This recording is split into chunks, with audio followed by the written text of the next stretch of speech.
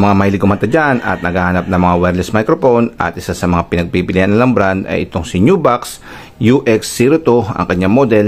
Ito po, meron po ko niyan at re-reviewin ko po to para sa inyo para malaman po natin kung sulit po ba yung pinambili natin dito na 700 pesos. More or less po yan, depende po yan sa pinagbibilan nyo. Ito, tignan po natin at ang kauna po natin gagawin syempre ay i-unboxing po natin at ito po yung kanyang kahon. At ito po yung kanyang laman at ang kauna po sa kanyang laman ay itong foam at itong foam ang nilalagay dito sa ating microphone. So dito po yun. Then second ay yung kanyang instruction manual.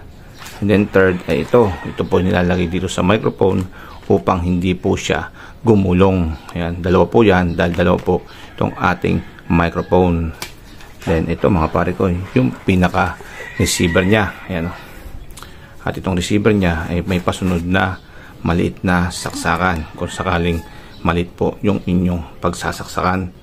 And then ito pa po yung pinaka type C charger cable dahil ito po ay ginagamit pang charge nitong ating mga receiver at itong ating microphone. So mamaya po natin ito gagamitin.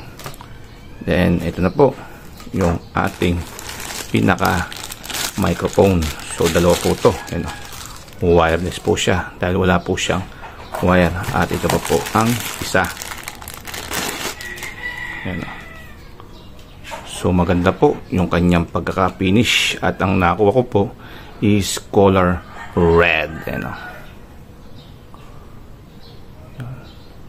Ito, type C din po mga pare ko yung kanyang charging connection. At ito, tama-tama yan pag i-charge po natin.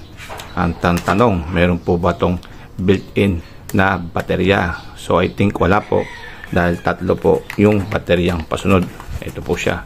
At sigurado po tayo na itong tatlo po na to ay para sa tatlo na to. Ayan. At unahan po natin lagyan ng baterya itong kanyang receiver.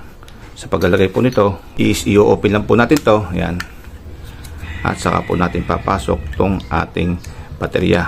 At itong ating baterya nga pala, ang kanyang model ay 18650. So marami po dito nabibili at maganda po nitong gamitin. So gumagamit po ako nito at talaga naman po siyang matibay kaysa po sa mga nabibili nating 2A battery na disposable. So ito the best to mga pare ko. Ito po yung nagustuhan ko dito sa microphone na to dahil yung kanyang baterya ay malaki. Then ito, saksak na natin itong pinaka power niya. Ayun, presto. At ito, may on power po dito. At pag nakita nyo pong ayan, may ilaw na po yung green at blue. So pwede na po natin itong saksak sa ating stereo. Then sundan po natin itong ating microphone at lagyan na po natin siya ng battery. Siya nga pala mga pare ko, yung construction po ng ating microphone at itong ating receiver ay pure plastic. So brittle po siya, kaya iingatan nyo pong mabagsak. Wag na wag po siyang mababagsak dahil siguradong sibak. Ayan o. Sa pagkakarga naman po nitong ating baterya, paglagay, ganun lang po. At saka po natin siya i-close itong pinaka takip niya. Ganun din po yung gagawin natin sa isa. Ayan o. So syempre nakita nyo naman instruction o. Ang negative, ito. Pag ganun, positive ay ito. So pag ganun ang lagay. Ayan. Ayan. Pwede na rin po natin kabit ng kanyang accessories tulad nitong foam kung gusto po natin.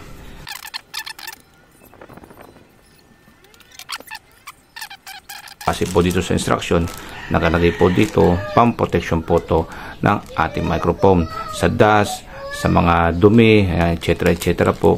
At especially nga po sa talsik ng laway. So once used lang po to, no? Pagkatapos po natin gamitin ay tatapon na po natin to at palitan na raw po ng tago. Ayan, nakalagay po yan sa instruction, no? Then pwede na rin po natin ikabit tong ating hindi anti-gulong, kumbaga para po hindi gumulong tong ating microphone. Ayan, ayan.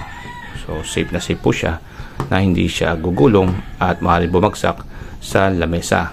Pag nalobat naman ay hindi na po natin kailangan tanggalin yung baterya. Ang gawin po natin ay kumuha po tayo ng charger ng cellphone na may 5 volts dahil ang kailangan po nito ay 5 volts DC, at kunin po yung pasunod na cable na type C at isaksak po natin siya sa ating outlet. At syempre itong kabila ay dito sa ating receiver. Ayan. At pag nakakita po kayo ng kulay pulang indication, yan po, nag-charge na po yan. At malalaman nyo lang po na tapos na po yung kanyang charging pag nawala na po yung kanyang pulang indication. At ganoon din po dito sa ating microphone. So hindi na po natin kailangan tanggalin yung kanyang baterya. Ayan lang po siya. At 5 volts DC din po ang kanyang kailangan. At ito na po. Ayun. Makikita nyo is nag-indicate na po na pula dito. At pag nawala na po itong kulay pula, ayun po, indication po yan na puno na po yung kanyang baterya at ready to use na po ulit itong ating microphone. Sa paggamit naman po, simple-simple, i-on lang po natin itong ating receiver, at pag nakakita na po kayo ng kulay green at kulay blue na nagbiblink, ayan, pwede na po natin siyang ilagay sa mic sa likod. Ayan. And then kunin na po natin itong ating microphone at i-on na rin po natin. Ayan. At ito rin pong isa. Ayan.